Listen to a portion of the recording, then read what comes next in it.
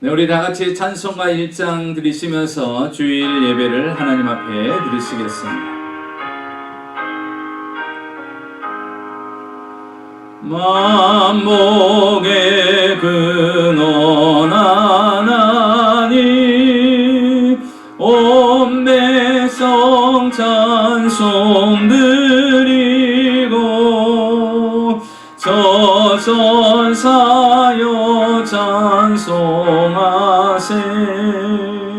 찬송 성부 성자 성령 아멘.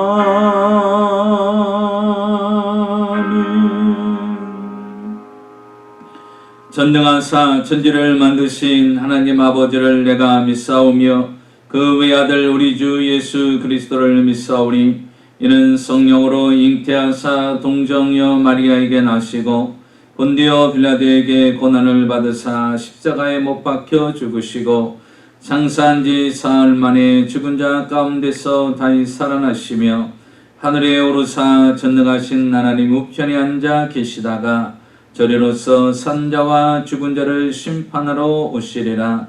성령을 믿사오며 거룩한 공예와 성도가 서로 교통하는 것과 죄를 사하여 주시는 것과 몸이 다히 사는 것과 영원히 사는 것을 믿사옵나이다. 아멘. 우리 다같이 찬송가 463장, 통일 찬송가 518장 드리겠습니다.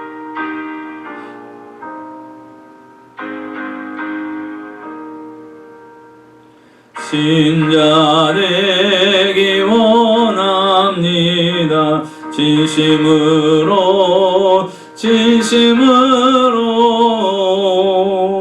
신자 되기 원합니다.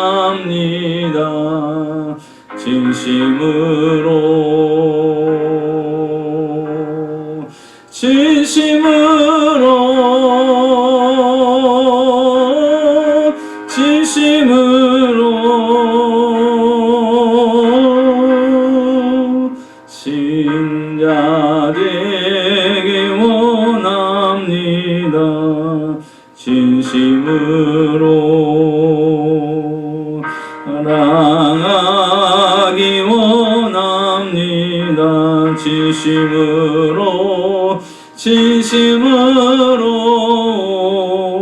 사랑하기 원합니다.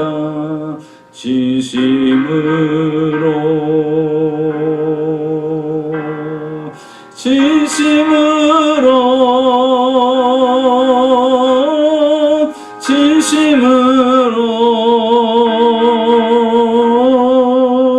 사랑하기 원합니다. 진심으로 거룩하기 원합니다. 진심으로 거룩하기 원합니다.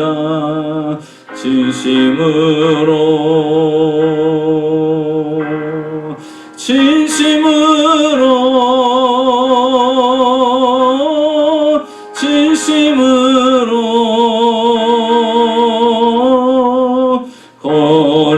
거룩하기 원합니다. 진심으로 예수 닮기 원합니다. 진심으로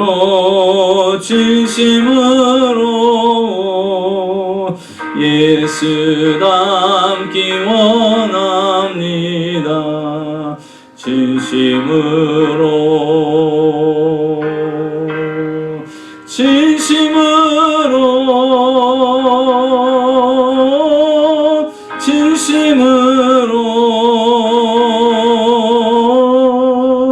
예수 닮기 원합니다. 진심으로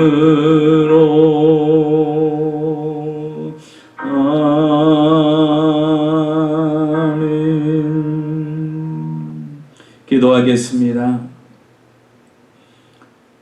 어제나 오늘이나 영원토록 동일하시며 오늘도 우리 가운데 거하시며 항상 우리에게 좋은 것 주기를 원하신 좋으신 아버지 하나님, 거룩한 주일을 기억하게 하시고 오늘도 마음을 다하고 힘을 다하고 뜻을 다하여 정성을 다하여 주님 앞에 예배드리게 하심을 감사합니다. 힘들고 어려운 시기 가운데지만 한 주간도 전능자의 날개 그늘 아래 지키시고 보호하여 주셨다가 오늘도 주님 앞에 예배자로 서게 하신 아버지, 이 시간에 하늘의 문을 여시고 한없는 은혜를 부어주셔서 영혼이 잘되고 범사가 잘되고 강건케 되는 하나님의 은혜를 덧입을 수 있는 귀한 시간이 되게 하여 주시옵소서.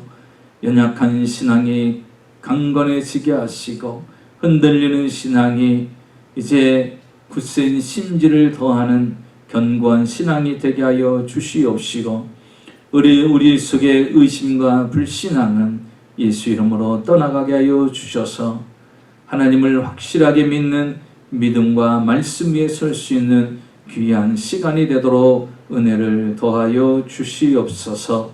한 주간도 살면서 알게 모르게 지은 모든 죄들을 그리스도의 보혈로 정결하게 씻어서 그럼에도 불구하고 용서하시고 사랑하시고 축복하시는 한없는 하나님의 은혜를 오늘 이 시간에 다시 한번 받을 수 있도록 은총을 더하여 주시옵소서. 힘들고 어려운 시기를 지나고 있습니다. 하나님이 이 땅 위에 귀한 은혜를 베풀어 주셔서 코로나가 속히 종식되어 정상적인 일상의 삶이 회복되어지게 하시고 이제 정상적인 하나님 앞에 나와 믿음과 예배를 다할 수 있는 귀한 시간들이 되어지도록 하나님의 긍휼하심을 더하여 주시옵소서. 이럴 때일수록 우리의 신앙이 태만해지고 나태해지고 뒤로 퇴보하지 않게 하시고 믿음 위에 말씀 위에 우리의 신앙을 견고히 세워서 하나님을 깊게 넓게 체험할 수 있는 귀한 시간들이 될 수 있도록 은혜를 더하여 주시옵소서. 살아계신 아버지 하나님, 오늘도 주께 나왔사오니 말씀으로 위로와 소망과 확신을 더하여 주시옵시고 이 땅에 사는 동안 말씀에 힘입어 믿음으로 그물을 내릴 때 이 땅 위에 하나님이 주시는 귀한 은혜와 축복을 다 받아 누리며 살아가게 하여 주시옵소서. 예수님의 이름으로 축복하고 기도하옵나이다. 아멘. 우리 다 같이 하나님 말씀 보겠습니다. 하나님 말씀은 고린도전서 10장 23절에서 33절까지의 말씀입니다. 다 찾으신 줄 알고 우리 같이 한 목소리로 읽겠습니다. 시작. 모든 것이 가하나 모든 것이 유익한 것은 아니요 모든 것이 가하나 모든 것이 덕을 세우는 것이 아니니 누구든지 자기의 유익을 구하지 말고 남의 유익을 구하라. 무릇 시장에서 파는 것은 양심을 위하여 묻지 말고 먹으라. 이는 땅과 거기 충만한 것이 주의 것임이라. 불신자 중 누가 너희를 청할 때에 너희가 가고자 하거든 너희 앞에 차려놓은 것은 무엇이든지 양심을 위하여 묻지 말고 먹으라. 누가 너희에게 이것이 재물이라 말하거든 알게 한 자와 그 양심을 위하여 먹지 말라. 내가 말한 양심은 너희의 것이 아니요 남의 것이니 어찌하여 내 자유가 남의 양심으로 말미암아 판단을 받으리요. 만일 내가 감사함으로 참여하면 어찌하여 내가 감사한 것에 대하여 비방을 받으리요. 그런즉 너희가 먹든지 마시든지 무엇을 하든지 다 하나님의 영광을 위하여 하라. 유대인에게나 헬라인에게나 하나님의 교회에게나 거치는 자가 되지 말고 나와 같이 모든 일에 모든 사람을 기쁘게 하여 자신의 유익을 구하지 아니하고 많은 사람의 유익을 구하여 그들로 구원을 받게 하라. 아멘. 네, 저는 오늘 고린도전서 10장 23절에서 33절까지의 말씀을 가지고 아름다운 성도의 생활, 이와 같은 제목으로 함께 말씀을 나누겠습니다.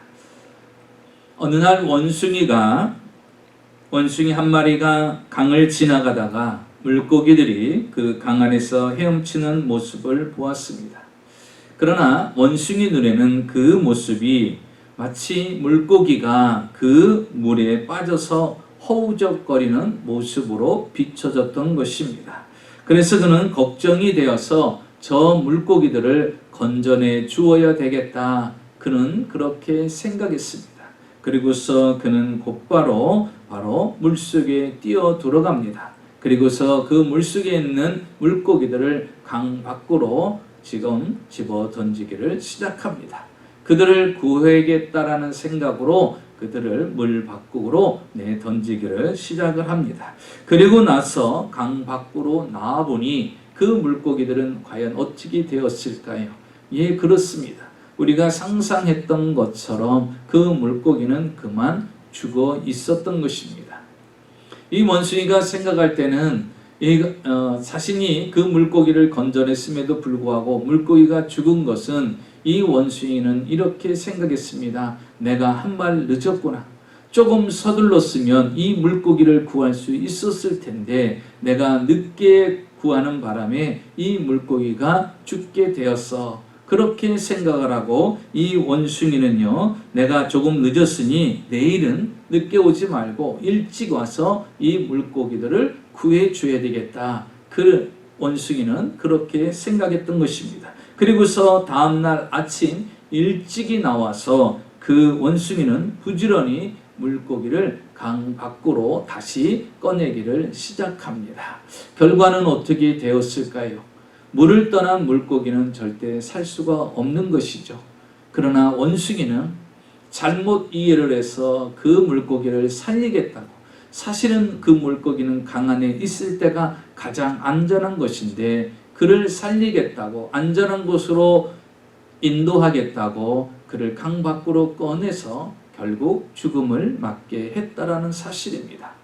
우리 그리스도인들이 이 세상을 살아갈 때 부지런히 열심히 최선을 다해서 사는 것은 너무나도 중요하고 당연한 것입니다. 그러나 내 열심히, 내 최선을 다함이 바로 하나님을 기쁘게 하는 것인지, 이웃을 기쁘게 하는 것인지, 내 주변 사람을 기쁘게 하는 것인지 다시 한번 생각해 봐야 된다는 것입니다. 열심히 다 옳다라고 말할 수가 없습니다. 최선을 다한다고 해서 다 맞다라고 이야기할 수 없습니다. 이 원숭이는 최선을 다했어요. 열심을 다했어요. 그가 생각할 때 이 물고기를 밖으로 꺼내주면 살 거라고 생각해서 아침부터 일찍 나와서 그 물고기를 구했다라고 생각을 했을 것입니다. 그런데 어떻습니까? 그 열심은 결국 물고기를 죽음으로 맞게 했다라는 사실입니다. 마찬가지로 우리가 열심하는 그 모습이 다른 사람들에게는 과연 얼마만큼 유익이 되는가, 아니면 해가 되고 있는지 우리는 반드시 한번 생각해 봐야 될 것이라는 것입니다. 이 시간 하나님께서 우리에게 이렇게 질문을 합니다. 내가 오늘 이 땅에 살아야 될 이유가 무엇이냐? 네가 지금 이 세상에서 살아야 될 이유가 무엇이냐라고 우리에게 질문을 던진다면 여러분은 무엇이라고 대답을 할 수가 있습니까? 우리는 그 질문에 곧바로 대답이 나와야 됩니다. 그 대답을 이야기해야 될 것이고 그 대답에 대해서 우리는 생각할 때 그 대답으로 인하여 내가 지금 이 세상에서 돈을 벌려고 하는 이유, 내가 최고가 되려고 하는 이유, 내가 공부를 하려고 하는 이유, 내가 건강해지려고 하는 이유, 내가 높아지려고 하는 이유, 내가 잘 되려고 하는 이유, 그 이유가 바로 그 목적과 연관이 되어 있어야 된다라는 사실입니다. 그럴 때 그것이 바로 하나님의 기쁨이 될 수가 있다라는 것이죠. 우리는 분명한 목표를 가지고 살아야 되는데 그리스도인들은 어떤 목표를 가지고 살아야 될까요? 오늘 성경 31절은 이렇게 말씀하십니다. 너희가 먹든지 마시든지 무엇을 하든지 다 하나님의 영광을 위하여 하라고 말씀하십니다. 이 말씀은 무엇입니까? 무엇을 다른지 우리의 최종 목표는 하나님께 영광이 되어야 된다는 것입니다. 내가 먹는 것도 하나님께 영광이 되고 마시는 것도 하나님께 영광이 되고 내가 돈을 버는 것도 하나님께 영광이 되는 것이고 내가 성공하는 것도 하나님께 영광이 되는 것이고 내가 최고가 되려고 하는 것도 하나님께 영광이 되려는 것이고 내가 건강해지려고 하는 것도 하나님께 영광이 되는 것이고 내가 높은 자리에 올라가려고 하는 것은 바로 내가 하나님께 영광이 되려고 하는 것이 바로 목표가 돼야 된다라는 것입니다. 이 목표가 확실하게 가지고 살아가면 그 인생은 하나님 앞에 진정한 영광을 돌리는 삶을 살게 될 것입니다. 하나님을 위하여 영광스럽게 산다라는 것은 무엇일까요? 하나님께 영광을 돌린다는 삶이라는 것은 매우 추상적인 것으로 볼 수가 있습니다. 그러나 오늘 성경 본문을 통해서 무엇이 아름다운 성도의 생활로 하나님께 영광을 돌리는 것인지 오늘 우리에게 말씀으로 말씀해 주고 계십니다. 아름다운 성도의 생활의 모습이 무엇일까? 이 땅에 살아가는 동안 하나님께 영광이 되며 아름다운 성도의 생활의 모습은 무엇인가? 오늘 성경을 통해서 함께 은혜를 나누고자 하는 것입니다. 첫째로 보면 우리의 행동이 다른 사람들에게 덕이 되어야 한다는 것입니다. 우리가 행하는 모든 행동 하나하나가 다른 사람들에게 덕이 돼야 그게 진정한 이 땅에서 아름다운 성도의 생활이요 모습이라고 할 수 있다라는 것입니다. 오늘 23절 24절은 이렇게 말합니다. 모든 것이 가하나 모든 것이 유익한 것은 아니요 모든 것이 가하나 모든 것이 덕을 세우는 것이 아니다.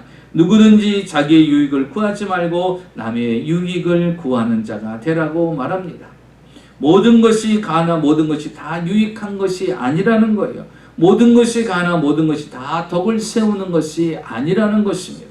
그렇기 때문에 자기 유익을 구하지 말고 남의 유익을 구하는 사가 바로 아름다운 성도의 모습이라는 것입니다. 이웃에 대해서 덕을 끼치며 살아가는 것이 진정한 그리스도인의 모습이라는 것입니다. 사랑하는 성도 여러분, 우리는 얼마든지 모든 것을 할 수가 있습니다. 그런데 기억해야 될 것은 그것을 해야 하는 일인지 하지 말아야 되는지를 먼저 생각해야 됩니다. 우리는 어떤 말도 할 수가 있습니다.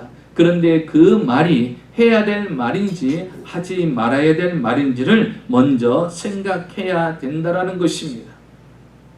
중요한 것은 할 수 있는 일이지만 해서는 안 될 일이라면 어떻게 해야 될까요? 하지 말아야 된다는 것입니다. 우리가 할 말이 많이 있지만 그 말이 해야 될 말이 아니라면 하지 말아야 된다는 것입니다. 하나님 앞에 사람 앞에 바르지 못하다면 그것은 어떻게 해요? 유익이 되지 않으니까 덕이 되지 않으니까 하지 말아야 된다는 것입니다.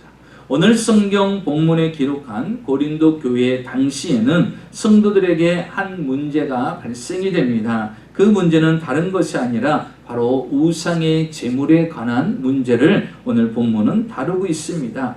고린도 교회 당시에는요, 많은 사람들이 섬겼습니다. 하나님을 믿지 않는 자들은 거의 우상을 섬기던 시대의 사람들입니다. 우상을 섬길 때는 특별히 그 우상 앞에 많은 음식들을 제사 음식을 차려놓고 그 우상 앞에 제사를 드리게 됩니다.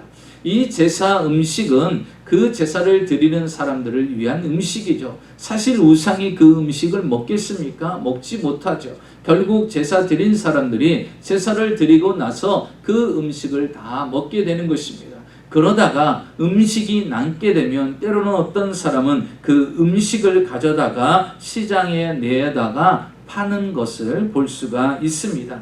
그때 당시에 사람들을 또 초청을 합니다. 제사를 지내고 나서 그 음식이 많잖아요. 그러니까 주변에 아는 사람들을 초청해서 그 제사 음식을 같이 나눠 먹습니다. 그러다 보니까 대부분의 음식이 어떤 음식이에요? 제사 드린 음식입니다. 우상에게 드린 음식이라는 것이죠. 그러니까 문제가 생기는 것입니다.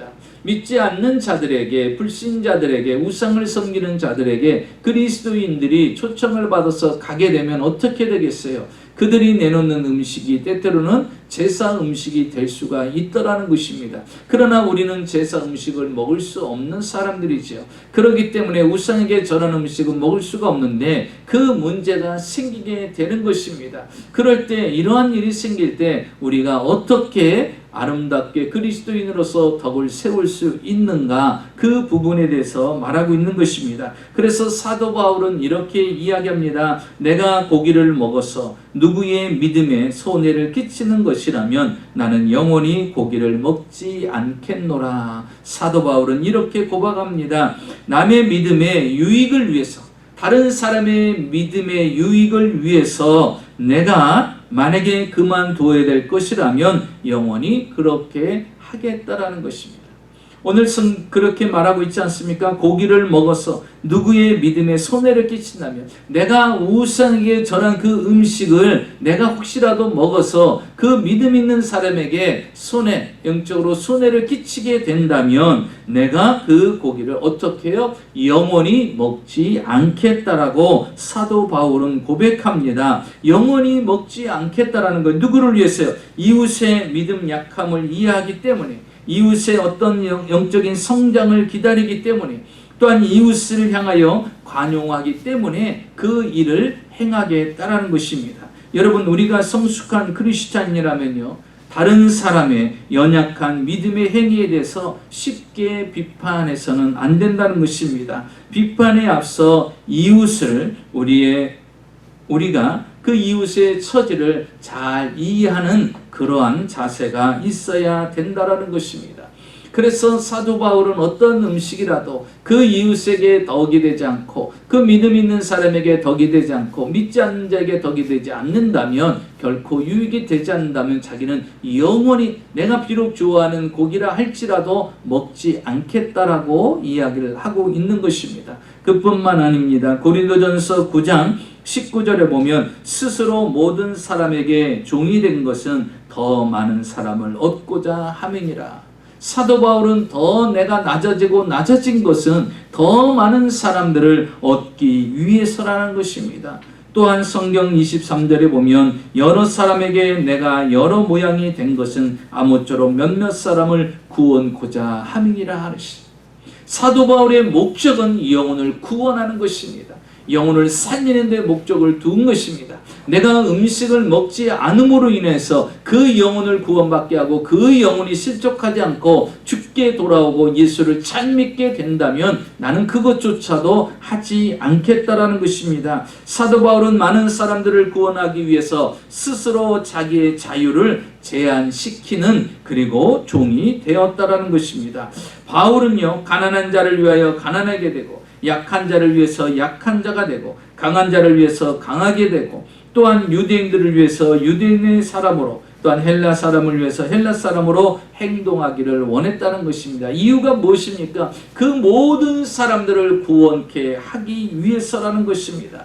여러 사람을 그리스도에게 인도하기 위하여 필요한 희생이라면 어떠한 것도 그는 감수하겠다라는 이야기인 것입니다. 얼마나 아름다운 신앙인의 모습입니까? 그리스도께서 구원하시기 위해서 죽으신 고귀한 형제 자매를 하찮은 식물로, 음식으로 인하여서 망하게 할 수 없다라는 그러한 그리스도인의 삶의 모습과 행동이라고 말할 수가 있는 것입니다. 로마서 15장 1절에 우리 강한 자는 약한 자의 약점을 담당하라, 이렇게 말하고 있어요. 먼저 그리스도인이 되고 먼저 성숙된 사람은 약한 자를 이끌어갈 수 있는 자가 되어야 될 것이고, 약한 자의 약점을 담당해 줄 수 있는, 유익을 줄 수 있는 그것이 바로 그리스도인의 모습이 되어야 된다라고 말하고 있습니다. 바울의 생활 원리는 하나님의 복음 중심이에요. 영혼을 구원하는 중심입니다. 이러한 문제가 바로 복음 중심, 구원의 중심으로 풀어나가는 그리스도인들의 모습이라는 것입니다. 성경 사도행전 9장에 보면 욥바에 다비다라는 여제자가 있었습니다. 그런데 이 여제자가 선행과 구제가 너무나도 많았던 삶을 살았습니다. 그래서 많은 사람들에게 존경받고 사랑받았던 그런 여제자였습니다. 그런데 그가 그만 병들어 죽게 됐습니다. 그래서 그의 시신은 다락방에 씻어서 누워져 있는 상태였어요. 그리고 베드로 사도를 초청해서 이제 장례 예배를 드리는 그런 상황이 되었습니다. 이제 베드로가 다락방에 누워있는 이 다비다를 향해서 올라갔을 때 이제 그 주변에 많은 그의 도움을 받았던 과부들이 그 곁에서 눈물을 흘리며 예배에 참여하게 됩니다. 이 다비다라는 여인이 그들과 함께 있을 때 그들에게 지어졌던 속옷과 겉옷들을 다 내어 보이면서 이 여제자께서 우리가 살아있을 때 우리 과부를 위해서 이렇게 겉옷을 만들어서 우리에게 유익을 주었던 분입니다. 그의 선행, 그의 아름다운 모습을 우리가 잊을 수가 없습니다며 눈물을 흘리면서 그의 죽음을 안타까워하는 모습을 베드로가 보게 됩니다. 그때 베드로는 그 여제자를 향해서 기도를 합니다. 그리고 어떻게 되었습니까? 그곳은 장례 예배를 드리기 위해서 왔는데 그 다비다라는 여인을 하나님께서 살리셔서 다시 회복하셔서 그들과 함께 지내게 해주셨다라는 것입니다.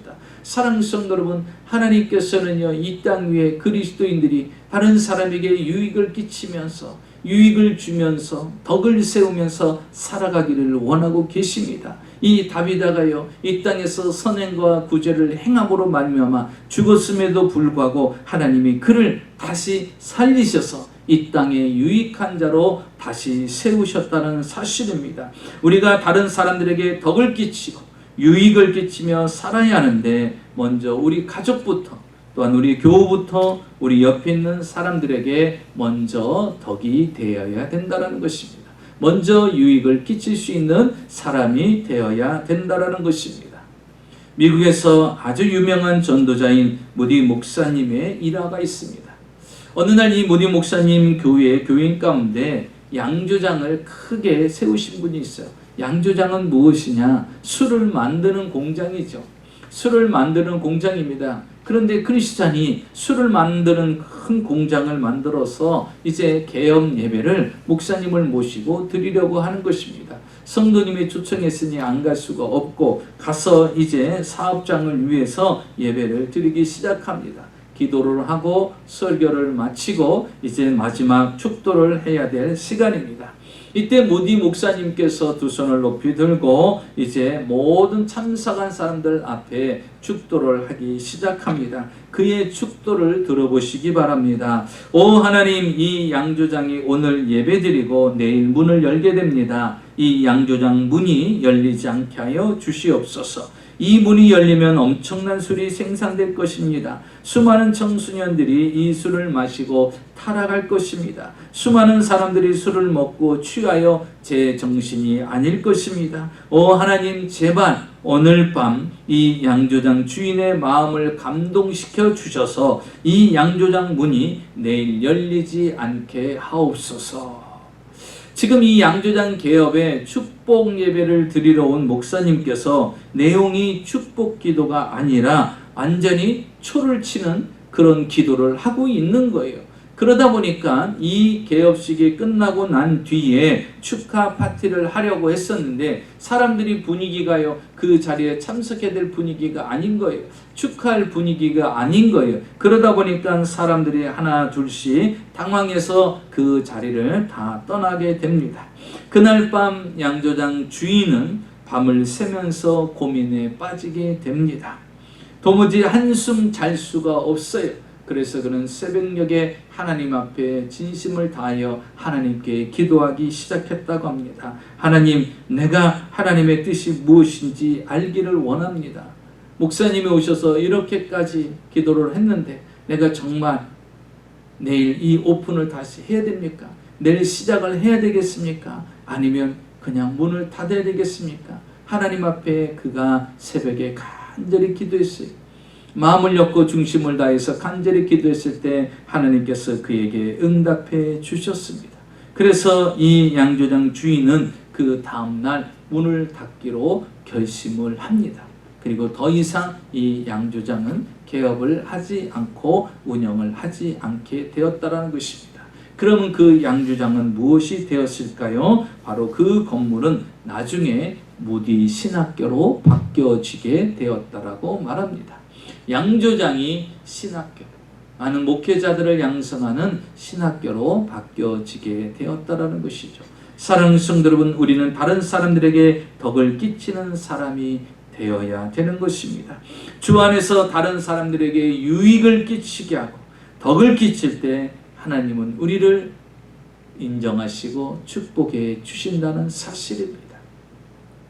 두 번째로 이 땅에서 아름다운 성도의 생활의 모습은 어떤 것인가? 무슨 일을 하든지 자기의 신앙 양심에 거리낌이 없어야 된다고 말하고 있습니다. 이 땅에서의 아름다운 성도의 모습은 신앙 양심상 거리낌이 없는 삶을 살아야 된다는 것입니다. 오늘 성경 25절에서 29절에 보면 25절에 양심을 위하여 묻지 말고 먹으라 말씀하시는 방면에 28절에 보면 그 양심을 위하여 먹지 말라 이렇게 이야기합니다. 어떤 것은 양심을 위하여 묻지 말고 먹을 것이 있고 어떤 것은 양심을 위하여 먹지 말라고 이야기를 합니다. 특별히 25절에서는요. 무릇 시장에서 파는 것은 양심을 위하여 묻지 말고 먹으라 이렇게 말하고 있습니다. 이 음식은 어떤 음식입니까? 우상에게 제물로 바쳐졌던 고기들을 시장에서 사람들이 사게 됩니다. 사게 됐을 때 자기가 사다가 먹을 때 아무 거리낌 없이 먹으라는 것입니다. 물을 것도 없이 그냥 먹으라는 거예요. 사서 먹으라는 것입니다. 그 이유는 무엇입니까? 26절에 보십시오. 이는 땅과 거기 충만한 것이 주의 것입니다. 고기도 하나님께 속한 것이기 때문에 먹어도 된다라고 말씀하시는 거예요. 그러니까 시장에 가서 고기를 살 때 이거 제사 드린 겁니까? 우상에 절한 겁니까? 묻지 말고 그들이 파는 대로 그냥 사다가 먹으라는 것이에요. 왜냐하면 이 고기도 하나님이 만드신 창조물이기 때문에 거리낌 없이 먹을 수 있어도 된다라는 것입니다. 그리고 또 이렇게 이야기합니다. 이방 사람이 나를 초대해서 맛있는 음식을 차려놓았어요. 그런데 내가 조금 꺼림칙해도 그것이 제사 음식이라고 묻지 말고 감사한 마음으로 먹으라는 거예요.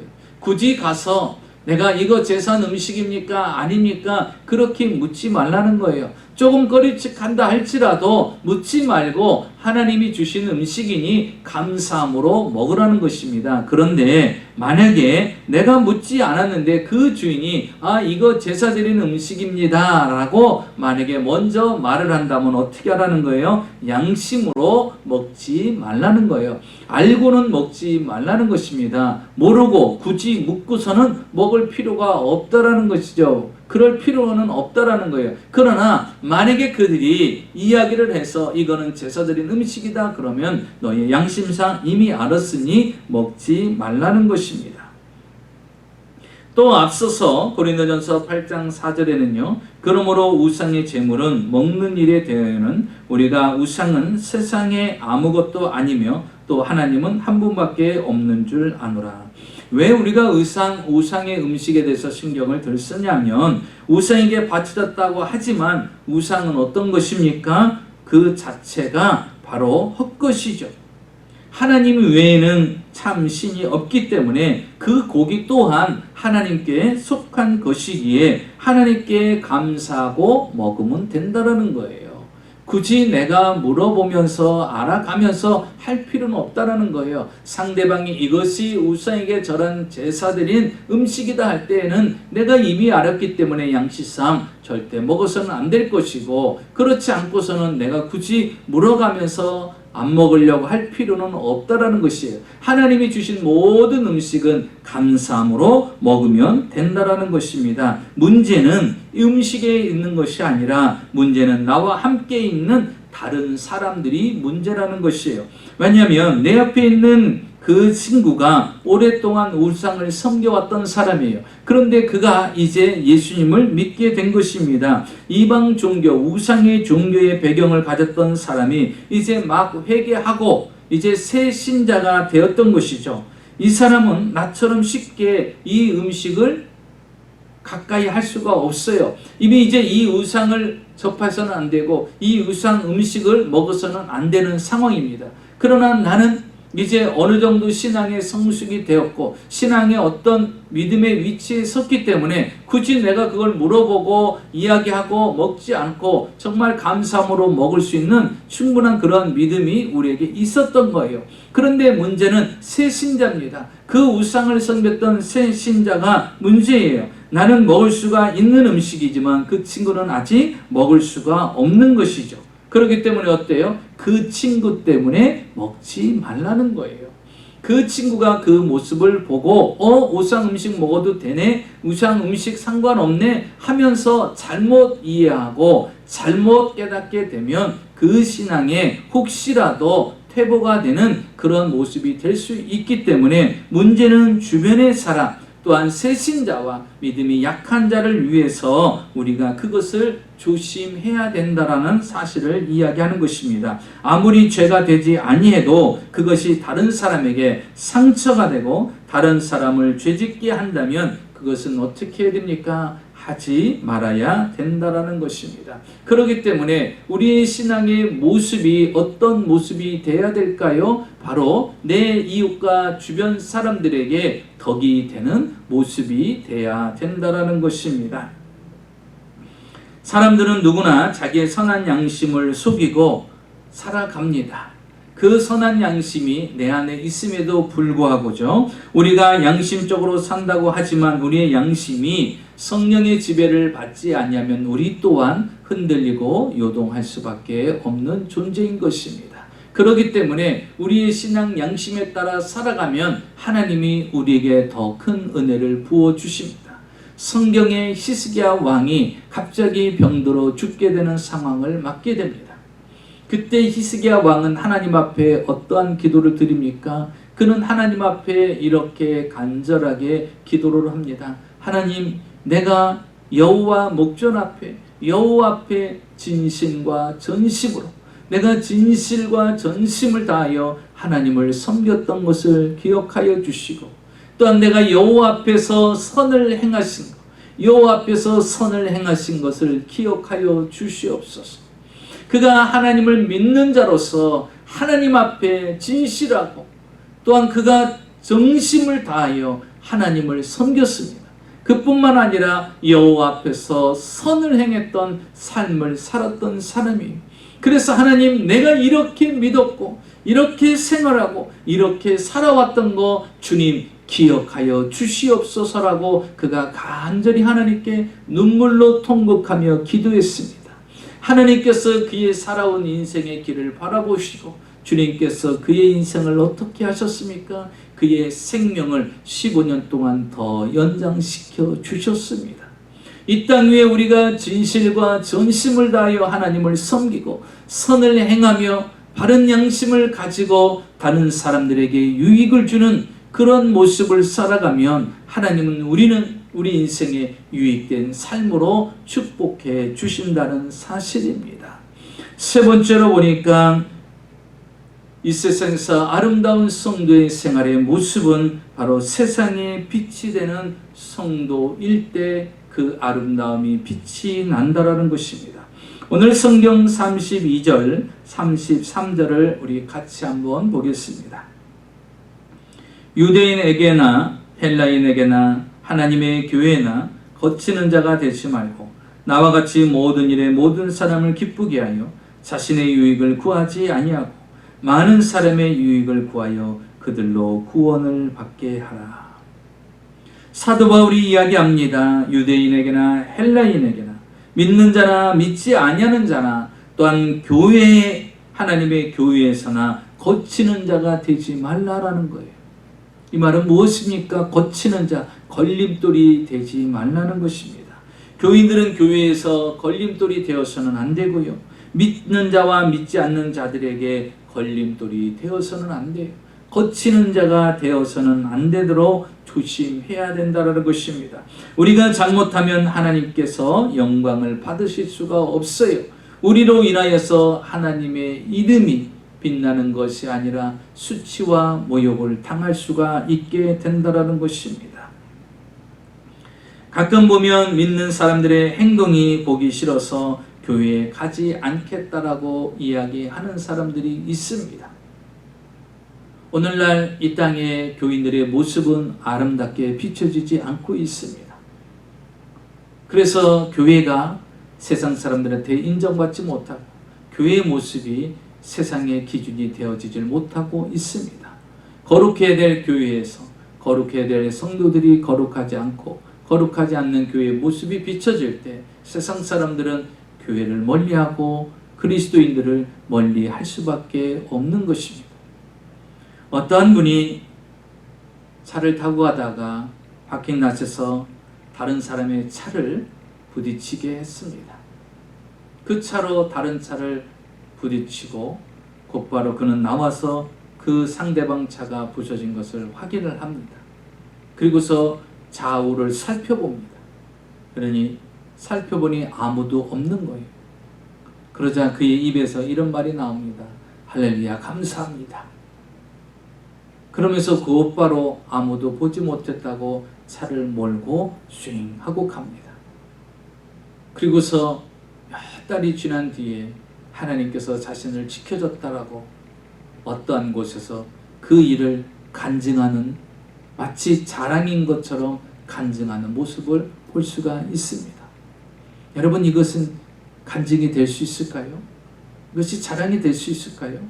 그리스도인으로서는 절대 하지 말아야 될, 덕이 안 되는, 빛이 되지 않는 그런 모습인 것이죠.